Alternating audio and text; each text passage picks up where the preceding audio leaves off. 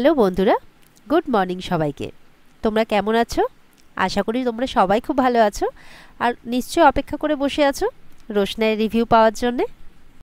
তাহলে চলো তোমাদের মর্নিংটাকে আরও ভালো করে দিতে রোশনাইয়ের রিভিউ তোমাদের জন্যে। বাংলা সিরিয়াল সমাচারে তোমাদের সবাইকে স্বাগত জানিয়ে আজকের পর্বের রিভিউ আমি শুরু করছি। শুরুতে আমরা দেখতে পাচ্ছি যে গরিমা তো মন্দির থেকে ফিরে আসে, আরণ্যকের বাড়িতে চলে এসেছে। আরণ্যক অলরেডি বাড়িতেই আছে। তো গরিমাকে দেখে আরণ্যকের মা বলছে যে এই কোথায় গেছিলে তুমি? নিশ্চয়ই মায়ের কাছে। তো ওখানে তো এখন প্রিপারেশন খুব তুঙ্গে চলছে, তাই না? গরিমা বলছে হ্যাঁ, সেটাই তো চলার কথা, কালকেই তো প্রোগ্রাম। তখন তনুশ্রী বলছে কি ব্যাপার গরিমা, তোমার মুডটা অফ মনে হচ্ছে, কিছু হয়েছে নাকি? আরণ্যকের বাবা বলছে মায়ের সাথে দেখা করে এলে মুড তো তোমার খুব ভালো থাকার কথা। তখন গরিমা বলছে হ্যাঁ, সেটাই তো হওয়ার কথা ছিল, কিন্তু হলো আর কই। জাহ্নবী বলছে কেন? আমরা তো সবসময় এই বিষয় নিয়ে আলোচনা করছি যে তুমি আর বাদশা এখন সুখে সংসার করছো, আমরা তো এই দিনেরই অপেক্ষায় ছিলাম কবে থেকে। রাজা বলছে হ্যাঁ তাই তো, আর তাছাড়া তুমি বেরোনোর পরে বাদশাও কিন্তু বেরোলো। কোথায় গেছিলে তোমরা? একসাথে কোথাও গিয়েছিলে নাকি? গরিমা বলছে তা সেটা তোমরা আরণ্যককে জিজ্ঞাসা করো। আরণ্যক বলছে কেন, আমাকে কেন? তুমি জানো না? তুমি জানো তো, তুমি বলো। তো আরণ্যক বলছে যে বাড়িতে সবাই জানে আমি মাকে প্রসাদ দিয়েছি। তনুশ্রী বলছে হ্যাঁ, তুমি তো মন্দিরে গেছিলে পুজো দিতে, আমি ভাবলাম গরিমা তোমার সঙ্গে গেছে, ওখান থেকে হয়তো গরিমা তার মায়ের সাথে দেখা করতে গেছে। গরিমা বলছে না, আমি সঙ্গে যাইনি। তো আরণ্যকের বাবা বলছে আচ্ছা কিসের পুজো বলো তো? আরণ্যক বলছে একটা পুজোর ডিউ ছিল। শুনে সবাই অবাক হয়, বলছে কিসের ডিউ ছিল? বলছে আমার তো বাঁচার কথা ছিল না, কিন্তু আমি বেঁচে গেছি, তো তাই ঠাকুরের কাছে পুজো দিতে গিয়েছিলাম। গরিমা বলছে পুজো দিয়েছো খুব ভালো কথা, তুমি ভালো হলে আমার থেকে খুশি আর কেউ হবে না, এটা তুমি খুব ভালো করেই জানো। আরণ্যক বলছে মনে আছে গরিমা, আমাকে ওই সিচুয়েশনে ফেলে তুমি দুবাইয়ে চলে গিয়েছিলে, মনে পড়ছে কিছু? গরিমা বলছে হ্যাঁ, কারণ আমার একটা কমিটমেন্ট ছিল তাই। তুমি হয়তো ভুলে যাচ্ছ যে তোমার স্ত্রী হওয়া ছাড়াও কিন্তু আমার বাইরে একটা পরিচয় আছে, আর সেই পরিচয়ের ক্ষেত্রে আমি একটা কমিটমেন্ট করেছিলাম যেখানে যাওয়াটা খুব জরুরি ছিল।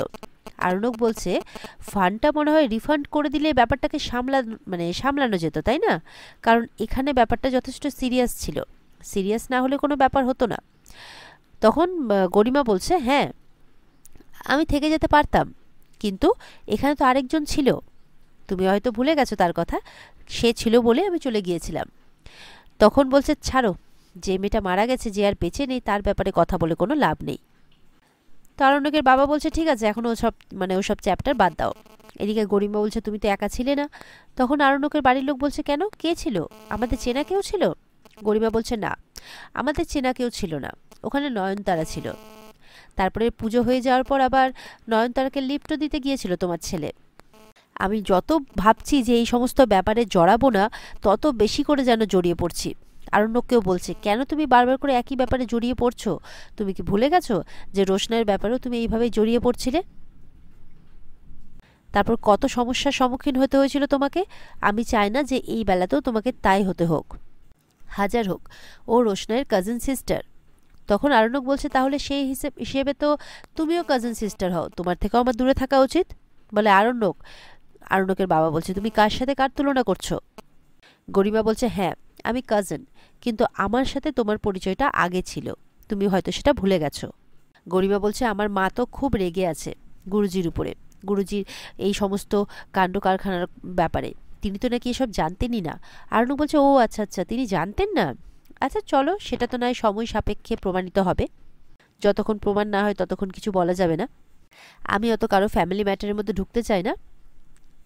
এবার তাদের মধ্যে ঝামেলা হচ্ছে দেখে তনুশ্রী বলছে আচ্ছা ঠিক আছে ঠিক আছে, এই সামান্য একটা ব্যাপার নিয়ে নিজেদের মধ্যে রিয়াক্ট করো না। তনুশ্রী বলছে দেখো বাদশা, আমি ওটাই মানি, একটা অজানা অচেনা মেয়েকে এইভাবে হুট করে গাড়িতে লিফট দেওয়াটা ঠিক নয়।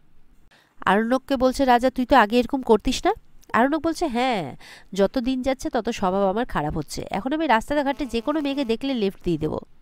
মানে আরণ্যক তার পরিবারকে বোঝালো ব্যাপারটা আর কি, তার পরিবার এমন করে তাকে ব্লেম করছে মনে হচ্ছে তার ক্যারেক্টারের একদম সব কিছু শেষ হয়ে গেছে। মানে উদাহরণগুলো এইভাবেই দিচ্ছে, তুই আগে এরকম ছিলিস না, যেন আরণ্যক এখন এমন কি একটা করে নিয়েছে যে তার চরিত্রে দাগ লাগছে। তো সেই জন্যই সেই অর্থটাকে বোঝানোর জন্য আরণ্যক এইভাবে কথাটা বলল। জাহ্নবী বলছে ছি ছি ছি বাদশা, মা বাবার সামনে তুমি কেমন কথা বলছো?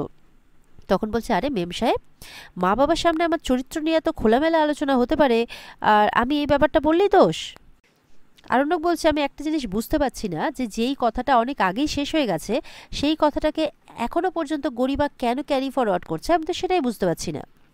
আরণ্যক বলছে, আমি কি কিছু ভুল করেছি? একটা চেনা জানা মেয়ে, আরে মেয়েটা রোশনাইয়ের মতো দেখতে, একটা তো সফট কর্নার আমার থাকতেই পারে না? তো আমি কি কিছু ভুল করেছি তাকে লিড দিতে বলে? তখন ঠাম্মি নেমে আসে। আরে এত হই হই কেন, কি হয়েছে দাদু ভাই? তো ঠাম্মিকেও গরিমা একই কথা বলে, নয়নতারার কথা। ঠাম্মি বলছে, অন্য মেয়েকে লিফট দেওয়ার কি দরকার ছিল বলো তো বাদশা? এখন নিজেরা সুখে সংসার করো না, কি একই জিনিস নিয়ে চলবে নাকি তোমাদের জীবনটা সারা জীবন? বলছে, অনেক দিন বিয়ে হয়ে গেছে, এবার বাড়িতে একটা নতুন সদস্য আসা দরকার। রাজা আর জাহ্নবীকে তো আমি বলে বলে শেষ হয়ে গেলাম, এবার বাদশা তুমি আমার আশা পূর্ণ করো তো। এই টপিক নিয়ে যখন আলোচনা শুরু হলো, আরণ্যকের বিরক্ত লাগছে। আরণ্যক বলছে, আমি ওপরে যাচ্ছি।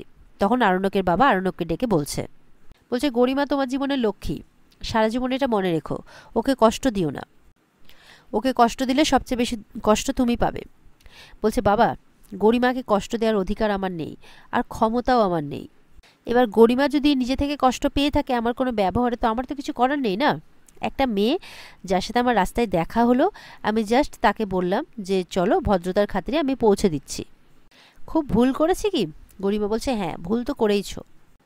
তো গরিমা তো একই কথা বলে যাচ্ছে, আমি কত সহ্য করব এগুলো? আরণ্যক বলছে, দেখো, আমি যদি এতটাই খারাপ হই, তুমি আমার সাথে কি করে কাটাবে বলো তো সারা জীবন? গরিমা চুপ। আরণ্যক বলছে, আমি কি কোনোদিনও যে তুমি কোথায় যাচ্ছ না যাচ্ছ কোনোদিনও সেই ব্যাপারে কোনো কথাবার্তা বলি? তাহলে তুমি কেন? তখন বলছে যে তুমি আমাকে নিয়ে ইনসিকিওর হবে না তো আরণ্যক, কারণ আমি কোনোদিনও কারোর সাথে যাই না। আরণ্যক বলছে, তুমি কারোর সাথে যাও কি না যাও তাই সেই ব্যাপারে মাথা ঘামানোর কোনো দরকারই নেই আমার, কিন্তু তুমি একটা স্বাভাবিক ব্যাপারকে, সহজ ব্যাপারকে এতটা কমপ্লিকেটেড করে দেও না। আরণ্যক বলছে, এই যে সিচুয়েশনটা হলো না, এটা তুমি ক্রিয়েট করেছো, তোমার জন্য হয়েছে। গরিমা বলছে, তুমি আমাকে ব্লেম করছো, আমাকে? তো আরণ্যকের মা বলছে, গরিমা যা করেছে ঠিক করেছে। তখন জাহ্নবী বলছে, আমি থাকলে আমিও এক কাজই করতাম। রাজা বলছে, আমি তো যে কোনো মেয়েকে আমার গাড়িতে লিফটই দিতাম না। বলে, ও যে কোনো মেয়ে নয়, ও নয়নতারা, ও একজন ডান্সার। তখন আরণ্যকের বাবা বলছে, ও রোশনাইয়ের বোন। তখন বলছে যে রোশনাই হলে তোমাদের যে রিয়াক্টটা আমি দেখতে পাচ্ছি সেটা ঠিক ছিল, কিন্তু ও তো রোশনাই নয়, তাহলে তোমরা এত রিয়াক্ট করছো কেন? আর একটা কথা তোমাদের সবাইকে জানিয়ে দিই, রোশনাই ছাড়া আমার জীবনে অন্য কোনো মেয়ের কোনো জায়গা নেই। গরিমাকে বলছে, তোমাকেও বলে দিই কথাটা ভালো করে, আমার জীবনে যেই জায়গাটা রোশনাইয়ের আছে সেই জায়গাটা কারণ নয়, তোমারও নয়। এই বলে ওখান থেকে চলে যায়, আর গরিমা মুখ নিচু করে দাঁড়িয়ে থাকে। ওদিকে দেখা যাচ্ছে সুরঙ্গম আর নীলাব্জর অ্যানিভার্সারি পার্টি শুরু হয়ে গেছে, লোকজন আসতে শুরু করে দিয়েছে। গরিমাও চলে এসেছে, এসে বলছে, মা তোমাকে দেখতে কি সুন্দর লাগছে, বাবাকেও কি সুন্দর লাগছে, একদম মেড ফর ইচ আদার। তখন বলছে, এই শাড়িটা তোমার বাবাই কিনে দিয়েছে, আর তোমার বাবার পাঞ্জাবিটাও আমি এনে দিয়েছি। বলছে, বা কি সুন্দর লাগছে দেখতে। তখন কিন্তু গরিমার মানে শ্বশুরবাড়ির লোকও একে একে ঢুকতে শুরু করে দেয়, আরণ্যকের বাবা মা সবাই মিলে এসে তাদেরকে উইশও করছে। তারপরে আরণ্যককে গরিমা বলছে একটা গান গাইতে। তো মানে ফার্স্টে গরিমার বাবা বলে, তা বলছে, না আঙ্কেল, আমাকে এসবের মধ্যে জড়াবে না। গরিমা বলছে, প্লিজ প্লিজ আমার এই কথাটা রাখবে না, তোমার গান দিয়ে আজকে প্রোগ্রামটা শুরু হোক, এই করে জোর করছে। তখন সেখানে চলে আসে মিনিয়াল লালন। মিনিয়াল লালনকে দেখে আরণ্যকের বাবা বলছে, এ কি, এদেরকে কে ইনভাইট করলো? তখন মানে মানে গরিমার বাবা আর কি আরণ্যকের বাবার দিকে তাকাচ্ছে, সুরঙ্গমা ইশারা করছে, উনি করেছেন। বলে, ও আচ্ছা ঠিক আছে, এই বলে হাসছে আরণ্যকের বাবা। মিনি তো এসে আগে তার ছোদ্দা ভাইয়ের কাছে গেছে, ছোদ্দা ভাই কেমন আছে না আছে জানতে চাইছে। তারপরে বলছে, ছোদ্দা ভাই, আমিও কিন্তু একটা গান গাইবো। সুরঙ্গা বলছে, তুমি গান গাইবে? না না না, তোমার ওই প্যান প্যানে গান কে শুনবে? তখন গরিমা বলছে, মা একটা গানই তো গাইতে চেয়েছে, গাক না, অসুবিধা কি আছে? তাছাড়া এখানে সব আমার শ্বশুরবাড়ির লোকজন আছে। বলছে, আচ্ছা ঠিক আছে, গাক তাহলে। তারপর লালন আর মিনির এখানে আসা নিয়েও খুব একটা মানে কেমন একটা করছিল সুরঙ্গমা, ও তো অপমানগুলো একদম বাঁধিয়ে রাখার মতো। গরিমা বলছে, মা ওরা এসেছে এটাই তো সব থেকে বড় কথা, ছাড়ো না, কেন এরকমভাবে বলছো? মানে গরিমার মধ্যে একটু হলেও তার বাবার শিক্ষাটাও তো আছে, তো সেই জন্য ভালো ব্যবহারগুলো সব বাবার দিক থেকেই হয়, মানে তার বাবার শিক্ষার দিক থেকেই হয় আর কি। তো এরপরে আরণ্যক বলছে মিনিকে আর লালনকে যে, লালন তুমি আর মিনি একসাথেই দুজনে গান গাইবে।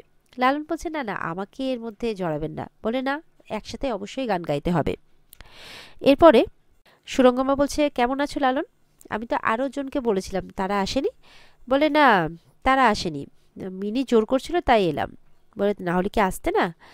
বলে যে না আসলে আপনাদের বড় বড় ব্যাপার, তো এই বড় বড় জায়গাতে তো নিজেদেরকে খাপ খাওয়াতে পারি না, তাই না? এত কিছু আদব কায়দা তো আমাদের জানা নেই। তাই তখন সুরঙ্গমা বলছে না জানা থাকলে জেনে নাও, বড়লোক বাড়ির মেয়েকে বিয়ে করেছো মানে ওর বাবা বড়লোক না হলেও বাড়িটা তো বড়লোক, তো সেখানকার আদব কায়দা তো সব কিছু আছে, সেগুলো তো শিখে নিতেই হবে, তাই না? লালন বলছে জীবনে অনেক কিছুই তো জানা হয় না, দেখা হয় না, তো এটাও না হয় নাই হলো, তাতে কি এসে যায় বলুন। সুরঙ্গমা চুপ। কিছুক্ষণ পর ওদিকে জাহ্নবীরাও আসে, আর ওদিকে ছোটু আসে মাধবীকে নিয়ে। তখন বলছে ওই দেখো এলো রোম্যান্টিক জুটি, জাহ্নবী বলছে। সুরঙ্গমা বলছে তা তোমরা দুজন কি একে অপরকে ছাড়া মানে যেতে পারো না কোথাও, মানে সব জায়গায় একসাথেই যাওয়া আসা করো? ছোটু বলছে কি করব বলুন, দুদিন পর তো ও আমার পরিবার হচ্ছে, আর আমি আমার পরিবারকে ছেড়ে কি করে চলে আসি বলুন? তাই মোড়ের মাথাতে দাঁড়িয়েছিলাম, ও এলো তারপরে একসাথে ওকে নিয়ে এলাম। এরপরে তো মাধবী সুরঙ্গ আমাকে গিফট দিচ্ছে, এই যে সামান্য একটা উপহার, আশা করি আপনাদের পছন্দ হবে। ফলে এসবের কি দরকার ছিল? তখন সুরঙ্গ আমার হাজব্যান্ড বলছে নীলাব্জ যে তোমরা এসেছো এটাই আমার কাছে অনেক, এইসবের কোনো দরকার ছিল না।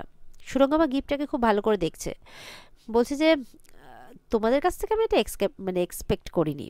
তখন মাধবী বলছে না, একটা অনুষ্ঠান বাড়িতে এসেছি, খালি হাতে আসবো সেটা তো ভালো দেখায় না।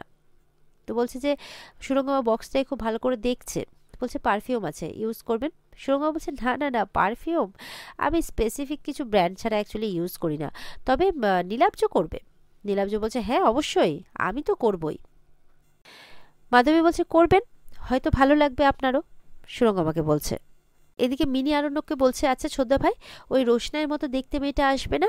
গরিমা বলছে ও কি করে জানবে মিনি, এটা তো আমাদের বাড়ির অনুষ্ঠান, তবে হ্যাঁ মনে হয় আমার বাবা নেমন্তন্ন করেছেন। আরণ্যকের চোখে জল, মনে মনে বলছে ওকে দেখলেই তো রোশনাইয়ের কথা মনে পড়ে যায়, আর না দেখলেই মনে হয় ছুটে যায় ওর কাছে।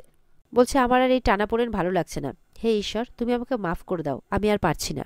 তনুশ্রী বলছে আচ্ছা নীলাব্জবাবু, আপনি একটা স্পেশাল সারপ্রাইজের কথা বলছিলেন না, সেটা কি? আরণ্যকের বাবা বলছে হ্যাঁ হ্যাঁ, আমরা ধৈর্য রাখতে পারছি না, বলুন। নীলাব্জ বলছে ওয়েট ওয়েট, কেক কাটা হোক তারপরে সারপ্রাইজ দেব। সুরঙ্গমা বলছে আমি মনে হয় গেস করতে পাচ্ছি। কি নীলাব্জ বলবো? আমার না বাংলো খুব পছন্দ, আমার মনে হয় নদীর ধারে একটা ছোট্ট বাংলো, সেটাই মনে হয় গিফট করবে আমাকে, কি নীলাব্জ তাই তো? নীলাব্জ তো হাসছে, বলছে ধ্যাত সারপ্রাইজটা বলে দিলে হয় নাকি, একটু অপেক্ষা করো, নাহলে তো সারপ্রাইজের মজাটাই থাকবে না। এতদিন ধরে বুকে করে বয়ে নিয়ে বেড়াচ্ছি, সেটাকে এত তাড়াতাড়ি ডিসক্লোজ করলে হয়? আরও গেস্টরা তো আসেনি, আসুক। গরিমা বলছে কই বাবা, গেস্টরা তো প্রায় এসেই গেছে। নীলাব্জ বলছে তোমাদের গেস্ট এসে গেছে, আমার গেস্ট আসতে এখনো বাকি আছে। বলছে সেটা কে নীলাব্জ? বলে এটাও নয় সারপ্রাইজ থাক, বলে সবই তুমি সারপ্রাইজ রাখবে, দ্যাটস নট ফেয়ার। ন্যাকামো শুরু। এরপরে চলে আসে নীলাব্জবাবুর স্পেশাল গেস্ট গুরুজি আর রোশনাই। তো তাদেরকে দেখে সবাই অবাক হয়, বলে ও আচ্ছা এটাই তাহলে স্পেশাল গেস্ট, এনারাই আরণ্যকের পরিবার বলছে। তো তাদেরকে যথারীতি ভালো মতো করে আপ্যায়ন করে নীলাব্জবাবু, বলে আপনারা এসছেন, আমি খুব খুশি হয়েছি। এদিকে সুরঙ্গমার তো হোশ উড়ে গেছে, গরিমাকে ডেকে বলছে গরিমা শোনো, ওই যে এসেছে দেখতে পাচ্ছ, একটু কিন্তু অ্যালার্ট থেকো, আরণ্যক যাতে ওর দিকে মানে ছুটে ছুটে না চলে যায়, একটু চোখে চোখে রেখো কেমন। তারপর তো নিজে টেনশন করতে থাকে, বলে কি দরকার ছিল বলো তো ডাকার, ভালো লাগে না আর, ওরা তো আমাদের কেউ হয় না। তখন গরিমা বলছে তুমি তো জানো বাবাকে, বাদ দাও না, তুমি কেন এত টেনশন করছো, এসছে 2-1 ঘন্টা থাকবে, খাবে দাবে চলে যাবে, আবার কি। কিন্তু সুরঙ্গমার চিন্তা, সে তো নিজে জানেই যে কেন সে চিন্তাটা করছে, আর চিন্তার যথেষ্ট কারণও আছে। আর ওদিকে আরণ্যকের নজর তো মানে নয়নতারার দিকেই, আর নয়নতারাও তাকাচ্ছে মাঝে মধ্যে আরণ্যকের দিকে। আর এখানে আজকের পর্ব শেষ হয়ে যায়। তো বন্ধুরা, এই ছিল আজকের পর্বের রিভিউ। ভালো লেগে থাকলে কিন্তু পর্বকে লাইক কমেন্ট করে জানাতে ভুলবে না, আর আমাদের সাথে জুড়তে আমাদের চ্যানেলকে সাবস্ক্রাইব করতেও ভুলবে না। আর এই পর্বের ফুল এপিসোড দেখতে অবশ্যই স্টার জলসার পর্দাতে চোখ রাখবে। তাহলে দেখা হচ্ছে আগামীকালকে, ততক্ষণ সবাই ভালো থাকবে, টাটা।